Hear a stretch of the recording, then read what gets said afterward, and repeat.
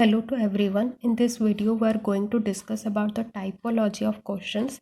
Book पे आपका ये typology of questions बोल के हेडिंग है और उसके अंदर दो सब हेडिंग दिया गया है. पहला सब हेडिंग है activities and task reflecting problem solving. Second सब हेडिंग है creative thinking and enhancing imagination. देखो, आप बचपन पे आप पढ़े होगे प्लांट को क्लासीफाई किया गया था श्रब, हर्ब एंड ट्री. और देखो, हर एक क्लासिफिकेशन का कुछ कुछ कैरेक्टर था जिससे हम लोग बता पाएंगे कि इस वाले प्लांट को हम लोग श्रब बोलेंगे और दूसरे वाले प्लांट को हम लोग हर्ब बोलेंगे. वैसे ही क्वेश्चंस को भी क्लासिफाई किया गया है और हर एक क्लासिफिकेशंस का एक एक एम है. देखो, पहला टाइपोलॉजी मतलब जनरल क्लासिफिकेशन, मतलब क्वेश्चंस का एक क्लासिफाई किया गया है. पहला हमारा क्लासिफिकेशन है activity and task reflecting problem solving. पहले क्लासिफिकेशन पे जो है, यहीं पे हम लोग बच्चे को ऐसे ऐसे एक्टिविटी और ऐसे ऐसे टास्क देंगे जहाँ पे बच्चे का प्रॉब्लम सॉल्विंग एबिलिटी इम्प्रूव होगा. जैसे हम लोग क्या क्या देंगे तो बच्चे का प्रॉब्लम सॉल्विंग एबिलिटी बढ़ेगा? पजल, रीडल, क्रॉसवर्ड और प्रोजेक्ट. अगर ये बच्चे को हम लोग पजल, रीडल, क्रॉसवर्ड और प्रोजेक्ट करवाएंगे तो उसका प्रॉब्लम सॉल्विंग एबिलिटी इम्प्रूव होगा. हमारा सेकंड क्लासिफिकेशन है creative thinking and enhancing imagination. इस वाले क्लासिफिकेशन पे हम लोग ऐसा एक्टिविटी और ऐसा टास्क बच्चों को देंगे जहाँ पे बच्चों की जो थिंकिंग स्किल है वो इम्प्रूव होगा और उनका इमेजिनेशन इम्प्रूव होगा. इसके अंदर हम लोग पढ़ेंगे brainstorming, role storming and mind mapping. आज के वीडियो पे हम लोग सिर्फ पहले क्लासिफिकेशन को देखेंगे जहाँ पे हम लोग ऐसे ऐसे एक्टिविटी के बारे में पढ़ेंगे जहाँ पे बच्चों का प्रॉब्लम सॉल्विंग एबिलिटी इम्प्रूव होगा. तो पहला देखते हैं पजल. देखो, फर्स्ट हम लोग पढ़ेंगे पजल के बारे में. पजल आप बचपन में किए होंगे. आपको ऐसे बहुत सारे ऐसे टुकड़े ऐसे दिए जाते हैं, ऐसे ऐसे ऐसे कुछ कुछ रहता है. मेरा उतना ड्राइंग तो अच्छा नहीं है. ऐसे टुकड़े दिए जाते हैं और उसके अंदर एक बॉक्स पे रहता है. ऐसे टुकड़े ऐसे बहुत सारे होते हैं और उसके अंदर आपको ऐसे एक पेज मिलता है. वो पेज पे सपोज एक फ्लावर बना होगा और यहीं पे ऐसे फ्लावर कैसे ऐसे आधा आधा ऐसे टुकड़ा रहता है. हमारा काम होता है ये सारे टुकड़े को ऐसे करके हम लोग जॉइंट करेंगे ताकि जो दिया जाता है पेपर पे वैसे हम लोग बना पाए. देखो, जैसे यहीं पे देखो, ऐसे बहुत सारा आपको ऐसे वाइट कलर का टुकड़ा दिया जाता है और आपको ऐसे तरीके से ऐसे जोड़ना है ताकि देखो, यहीं पे देखो एक मीनिंग निकल रहा है. जैसे यहीं पे एक बिल्ली बन गया. वहीं पे आपको सारा कुछ दिया जाता है एक पेपर के अंदर. क्या बनेगा ये सारे टुकड़ों पे, वो सारा दिया जाता है. बस आपको फिट करना रहता है. ये पिक्चर ऑन कार्डबोर्ड और वुड. और ये पिक्चर कार्डबोर्ड का भी हो सकता है या वुड का भी हो सकता है, जहाँ पे उसको छोटे छोटे पीस किया जाता है और हमारा काम रहता है. देखो, पहले से ही ये छोटा छोटा टुकड़ा दिया जाता है. आप दुकान पे जाओगे, अगर पजल अगर बोलोगे तो वहीं पे ऐसे बहुत सारे ऐसे छोटे छोटे ऐसे टुकड़े दे देते हैं और उसके अंदर एक पेपर भी रहता है ताकि वो पेपर देख देख के आप बना पाओगे. और आपका काम सिर्फ रहता है कि उसको सिर्फ फिट करना है. कैसे कैसे मतलब आप फिट करोगे ताकि वो एक उसका कुछ एक मीनिंग निकले. ओके, देखो, puzzle are good for brain. ये ब्रेन के लिए बहुत ही अच्छा है. Study shown that doing jigsaw puzzle मतलब ऐसे jigsaw puzzle can improve cognition. अगर एक बच्चा अगर हर दिन अगर 10 मिनट 15 मिनट अगर पजल अगर सॉल्व कर रहा है तो ये बोला जाता है कि उसका कॉग्निशन इम्प्रूव होता है. कॉग्निशन मतलब उसका मेंटल प्रोसेस, जैसे उसका thinking power, problem solving power, remembering power, ये सारा इम्प्रूव होता है. The act of putting pieces of A puzzle together require concentration. देखो, एक बच्चा अगर उसको ऐसे हम लोग ऐसे टुकड़ा टुकड़ा दे देंगे और बोलेंगे कि इसको फिट करो, इसको सॉल्व करो, तो देखना बहुत ही वो लोग कंसंट्रेटली करते रहते हैं. और अगर उस टाइम आप उनको कुछ मतलब डिस्टर्ब करोगे ना, बहुत वो लोग चिड़चिड़ हो जाएंगे. तो जब भी एक बच्चा वो पजल को, वो टुकड़ा को जब फिट करता है तो बहुत सारा कंसंट्रेशन लगता है. और जब वो कंसंट्रेटली वो पजल अगर सॉल्व करता है तो उसका शॉर्ट टर्म मेमोरी इम्प्रूव होता है और उसका प्रॉब्लम सॉल्विंग एबिलिटी इम्प्रूव होता है। ओके, जब एक बच्चा पजल सॉल्व करेगा क्या क्या उसका इम्प्रूव होगा? Cognition, short term memory and problem solving. देखो इसका बेनिफिट क्या क्या है। पहला है puzzle exercise both sides of the brain. हमको पता है कि ब्रेन का दो साइड होते हैं। यहीं पे मेरा ड्राइंग तो अच्छा नहीं है, आप देखे होंगे लेफ्ट और राइट साइड होते हैं। तो एक बच्चा जब पजल सॉल्व करता है ना, उसका दोनों साइड का ब्रेन एंगेज होता है, और जब दोनों साइड के ब्रेन एंगेज होते हैं तो उसका मेमोरी पावर बढ़ता है। और ऐसा बहुत सारा स्टडी हो चुका है कि मतलब एक बच्चा जब एक दिन पे 20 या 25 मिनट अगर पजल सॉल्व करता है तो उसका मेमोरी बहुत ही शार्प होता है। सेकंड हमारा बेनिफिट है इम्प्रूव मेमोरी।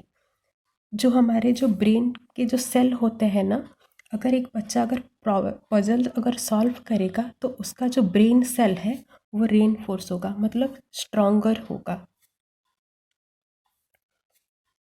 देखो यहीं पे बोला है reinforce the connection between our brain cell. जो ब्रेन सेल के मतलब जो कनेक्शन होता है ना वो स्ट्रॉन्गर होता है। Enhance mood. अगर एक बच्चा अगर पजल सॉल्व करता है तो वहीं पे हमारा एक हार्मोन रिलीज होता है जिसको हम लोग बोलते हैं डोपामाइन, जो हमारे मूड, मेमोरी और कंसंट्रेशन को रेगुलेट करता है। फोर्थ हमारा पॉइंट है लोअर स्ट्रेस लेवल। जब एक बच्चा पजल सॉल्व करता है तो उसका माइंड रिलैक्स रहता है। और क्या है उसका लास्ट बेनिफिट? Improve IQ. एक बच्चा अगर पजल अगर सॉल्व करता है तो उसका आईक्यू बहुत ही इम्प्रूव होता है। तो ये कुछ 5 बेनिफिट्स थे। देखो, puzzle exercise student critical thinking skill. Puzzle एक बच्चे का क्रिटिकल थिंकिंग जो होता है उसको इम्प्रूव करता है। अगर एक बच्चे को जैसे वहीं पे मैं आपको एक डायग्राम दिखाई एक बिल्ली का, अगर हम लोग ऐसे बहुत सारे वर्ड्स उसको दे देंगे और बोलेंगे कि इसको सॉल्व करो। जैसे मैं एक बच्चे को ऐसे दे दी, ऐसे एक कार्डबोर्ड होगा डब्लू, एक ऐसे टुकड़ा होगा ए, और एक टुकड़ा होगा टी, और एक टुकड़ा होगा ई, और एक टुकड़ा होगा आर। तो मैं बोलूँगी इसको ऐसे करके जुड़ाओ ताकि इसका एक मीनिंग निकले।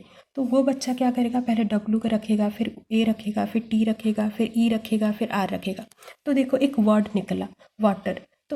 तो ऐसे सॉल्व करके उसको स्पेलिंग का भी पता चलेगा।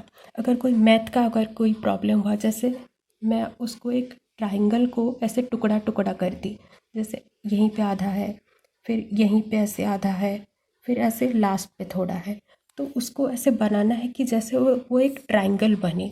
तो देखो बच्चों को ऐसे बहुत सारे हम लोग ऐसे टुकड़ा टुकड़ा करके उनका क्रिटिकल जो थिंकिंग है उसको हम लोग इम्प्रूव कर सकते हैं। Puzzle make great bell ringer activity. A puzzle और a day provide practice that page. Puzzle are brain food in the lessons below education. इतना आपको लिखना नहीं है, बस आपको इतना याद रखो कि पजल हमारे क्रिटिकल थिंकिंग स्किल को इम्प्रूव करता है।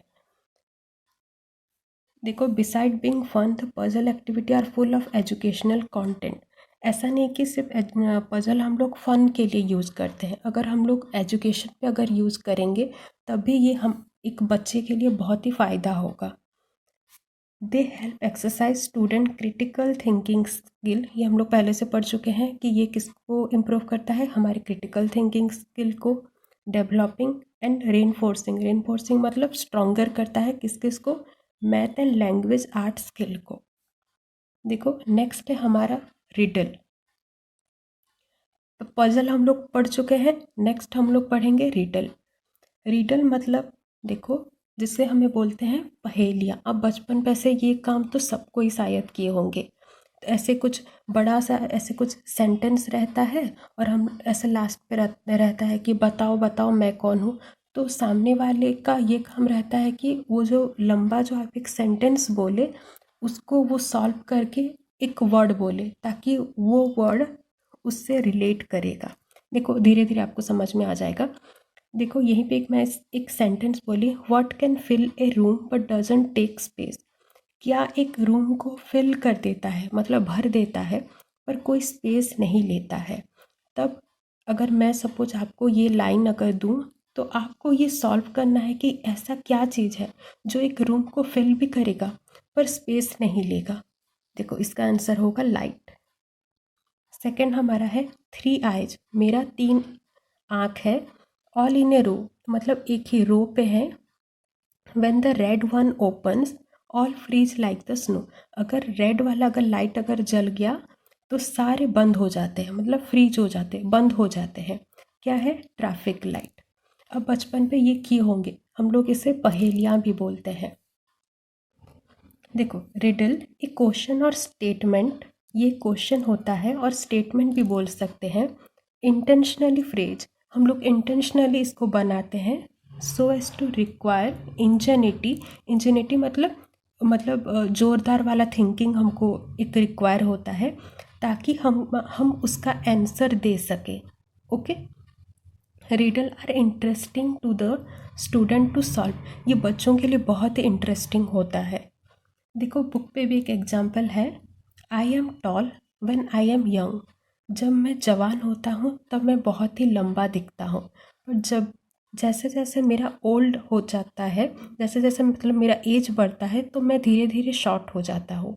व्हाट एम आई, बताओ मैं कौन हूँ? इसका आंसर है कैंडल। देखो आप जब दुकान से कैंडल लाते हो उसका मतलब वो यंग रहता है, तब वो बहुत ही लंबा रहता है। पर जब वो बूढ़ा बूढ़ा मतलब जब हम लोग उसको यूज़ कर लेते हैं तो उसका हाइट थोड़ा छोटा हो जाता है। इसका आंसर होगा कैंडल।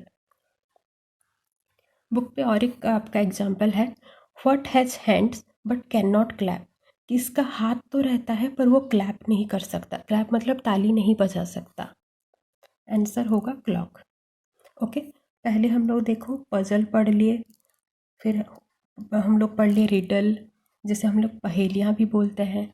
हमारा थर्ड वन है cross word puzzle. Cross word puzzle देखो इसको बोलते हैं, ऐसे स्क्वायर टाइप का रहता है और वहीं पे ऐसे ब्लैक ब्लैक भी होते हैं और वाइट वाइट भी होते हैं, और हमारा काम रहता है कि हम लोग इस वाइट वाले को मतलब फिलअप करें। और कैसे क्या फिलअप करेंगे? कुछ कुछ क्ल्यू रहते हैं, कुछ कुछ क्ल्यू। क्ल्यू मतलब हिंट्स, जैसे हमें बोलते हैं हिंट्स। अगर क्ल्यू समझ में नहीं आ रहा तो हिंट समझो। कुछ कुछ हिंट्स दिए जाते हैं और हम लोगों को उस हिंट्स के जरिए इस वाइट वाइट जो होता है इसको फिलअप करना रहता है। जैसे देखो, एक crossword is a word puzzle that normally takes the form of a square, एक स्क्वायर के फॉर्म पे रहता है या रेक्टेंगुलर ग्रिड के जैसे, ग्रिड मतलब ऐसे ऐसे एक ग्रिड के जैसे रहता है, of white and black black shaded square, white और ब्लैक कलर रहता है। The goal is to fill the white square with letter, हमारा गोल क्या रहता है, मतलब हमारा काम क्या रहता है, उस वाइट स्क्वायर को फिल करना विथ लेटर्स। लेटर से हमको उस वाइट एरिया को फिल करना रहता है। फॉर्मिंग वर्ड्स, ऐसे ऐसे हमको लेटर रखना रहता है ताकि वो एक वर्ड बने और फ्रेज बने। बाय सॉल्विंग क्ल्यू, उस क्ल्यू के जरिए हम लोगों को जो वाइट वाइट रहता है वहीं पे हम लोगों को फिलअप करना रहता है, विच लीड टू आंसर्स। देखो यहीं पे देखो पहला पढ़ो, ब्राइट कलर ट्विंकल, ऐसा क्या एक चीज़ है? देखो क्रॉसवर्ड पे ऐसे ही एक रेक्टेंगुलर शेप का रहता है, वहीं पे हम लोगों को क्या दिया रहता है, वाइट कलर का ऐसे ग्रिड दिया जाता है और हम लोगों को उस ग्रिड पे लेटर भरना रहता है। बाय सॉल्विंग क्ल्यू, देखो यहीं पे क्ल्यू दिया गया है, क्ल्यू मतलब हिंट्स दिया गया है, उस हिंट्स के जरिए हम लोगों को ये क्रॉसवर्ड फिलअप करना है। एक्रॉस, देखो हर एक क्रॉसवर्ड पे ऐसे दो हेडिंग होते हैं, एक्रॉस एंड डाउन। एक्रॉस मतलब हम लोगों को ऐसे ऐसे करके देखना है और डाउन मतलब ऐसे ऐसे करके देखना है, ये ऐसे और ये ऐसे। ओके, ये आप बचपन में किए होंगे, मतलब सारे बुक पे शायद रहता है। देखो एक्रॉस, एक्रॉस मतलब हमको ऐसे सीधा देखना है। टू, ब्राइट कलर ट्विंकल, कौन सा एक ऐसा रहता है कि ब्राइट भी होता है, कलर्ड भी होता है और ट्विंकल भी होता है?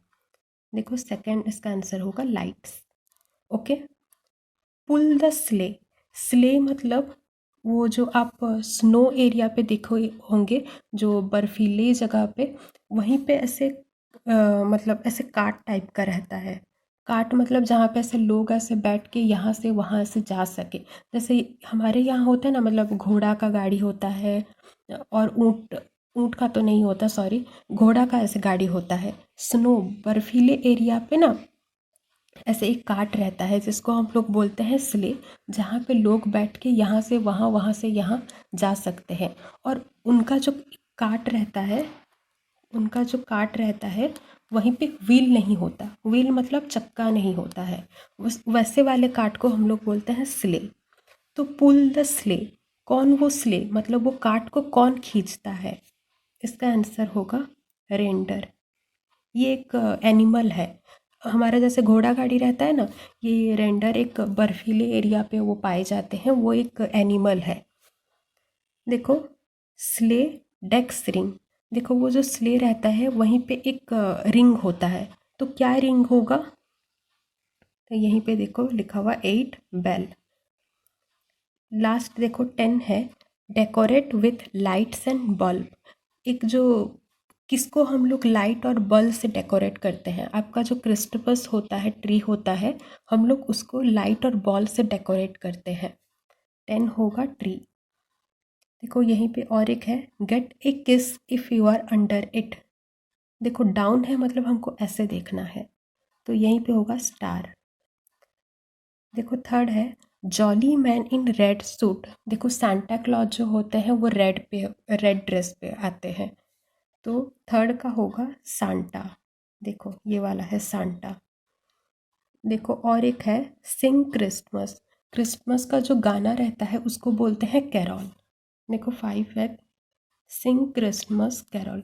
देखो क्रॉसवर्ड शायद आपको समझ में आ चुका होगा कि ब्लैक एंड वाइट का स्क्वायर रहता है, और वहीं पे वाइट वाइट जितना भी एरिया होता है, कुछ क्ल्यू दिए जाते हैं, और उस क्ल्यू के जरिए हम वो जो वाइट वाइट रहता है हमको उसको सॉल्व करना रहता है। रिडल पढ़ चुके, पजल पढ़ चुके, क्रॉसवर्ड पढ़ चुके, लास्ट है हमारा प्रोजेक्ट वर्क। प्रोजेक्ट वर्क ज़्यादातर ग्रुप पे बच्चे करते हैं, और टीचर क्या करते हैं, हर एक एक ग्रुप को, अगर कोई अगर चाहता कि नहीं मैं अकेला करूँगा मैम, तो वो अकेला भी कर सकता है, ऐसा कोई ज़ोर ज़बरदस्ती नहीं है, पर ज़्यादातर बच्चे ग्रुप पे ही करते हैं। तो टीचर क्या करते हैं, हर एक एक को एक एक टॉपिक दे देते हैं, और बच्चा, ऐसा नहीं कि बच्चा अपना भी एक टॉपिक चूज कर सकता है, ऐसा नहीं कि टीचर भी हर वक्त देंगे। पर मैं जब क्लास 6 या 7 पे थी, हमारे टीचर ही हमको देते थे टॉपिक, तो हमारा क्या काम था, उस टॉपिक को पूरा फुल्ली एक्सप्लोर करना, मतलब उस टॉपिक के बारे पे जो जो जहाँ से कुछ कुछ मिला इन्फॉर्मेशन, वो सारा को कलेक्ट करना रहता था। और जब वो हम लोग कलेक्ट कर देते थे, एक चार्ट पेपर पे बनाते थे, एक चार्ट पेपर पे उसको सारा लिख लेते थे, और उसका जो जो मटेरियल हमको चाहिए था वो हम लोग अपने लैब से लाते थे, और अगर लैब में अगर नहीं था तो हम लोग खरीदते भी थे, और उसको बहुत ही अट्रैक्टिव वे पे उसको रिप्रेजेंट करते थे। तो देखो वो जो 6-7 दिन हम लोग जो इन्फॉर्मेशन कलेक्ट कर रहे थे, उस टाइम हमारा इमेजिनेशन इम्प्रूव हो रहा था। बहुत सारे ऐसे चीज़ें आ रही थी कि मतलब वो फेल भी हो रही थी, मतलब ऐसे बहुत सारा चीज़ ले रहे थे, तब जब हम लोग अपने टीचर को दिखाते थे कि मैम ऐसे करके क्या हम लोग रिप्रेजेंट कर सकते हैं, तो मैम बोलते थे नहीं, तुम ऐसे नहीं कर सकते हो। तब देखो हम लोगों का उस टाइम ये भी हम लोगों को पता चला कि हर वक्त हम लोग सही नहीं हो सकते, और उसके उस टॉपिक के बारे पे हम लोगों को और इन्फॉर्मेशन मतलब मिलता था। जब भी बच्चा कोई प्रोजेक्ट वर्क करता है तो उसका इमेजिनेशन बहुत डेवलप होता है, उसका क्रिएटिव थिंकिंग बहुत इम्प्रूव होता है, उसका आईक्यू इम्प्रूव होता है। एंड जब भी एक बच्चा प्रोजेक्ट करता है तो वो उसका जो पूरा जो कैपेबिलिटी होता है वो डेवलप होता है। देखो जैसे मैं 6 क्लास पे मैग्नेट का एक टॉपिक पे प्रोजेक्ट की थी, तो मुझे 6 या 7 दिन लगे मेरे और मेरे दोस्त को वो टॉपिक को समझने के लिए, उस टॉपिक को कैसे बोलेंगे।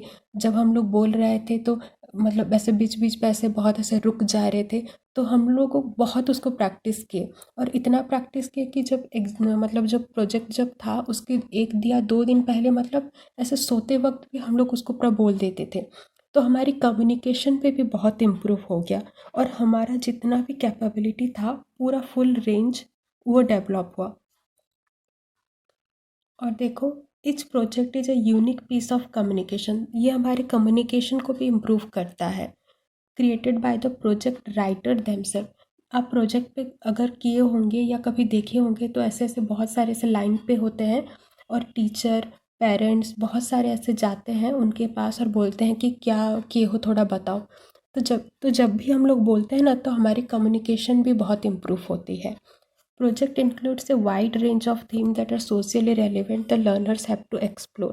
ऐसा नहीं कि प्रोजेक्ट सिर्फ आप बुक के टॉपिक से लोगे, अगर कोई सोशल या कोई रेलेवेंट टॉपिक है आप उसको भी ले सकते हो। जैसे अभी पॉल्यूशन एक बहुत अच्छा टॉपिक है, वैसे आप सोशली रेलेवेंट टॉपिक भी आप लेके उसको एक्सप्लोर कर सकते हो। उसमें क्या क्या चीज़ है, जैसे आप पॉल्यूशन के बारे में कुछ बताना चाहते हो तो आप एक मॉडल बना सकते हो कि क्यों पॉल्यूशन हो रहा है, एयर पॉल्यूशन क्यों हो रहा है और कैसे हम लोग उसको रोक सकते हैं। तो देखो, बच्चा एक जब प्रोजेक्ट कर रहा है ना तो वो अपना पूरा कैपेबिलिटी उसको यूज़ कर रहा है, वो अपना इमेजिनेशन यूज़ कर रहा है। और जब भी बच्चा ये सारे चीज़ यूज करता है ना तो उसका कोग्निटिव लेवल बहुत ही इम्प्रूव होता है। So that's it for the video. पहले हम लोग पढ़ चुके, देखो, puzzle, then riddle, then crossword and और एक लास्ट हम लोग पढ़े थे प्रोजेक्ट। ये सारी चीज़ ऐसे ऐसे है एक्टिविटी है जब बच्चा एक करता है तो उसका प्रॉब्लम सॉल्विंग एबिलिटी इम्प्रूव होता है। सो बहुत ही काफ़ी इजी टॉपिक था। सो that's it for the video. Thank you.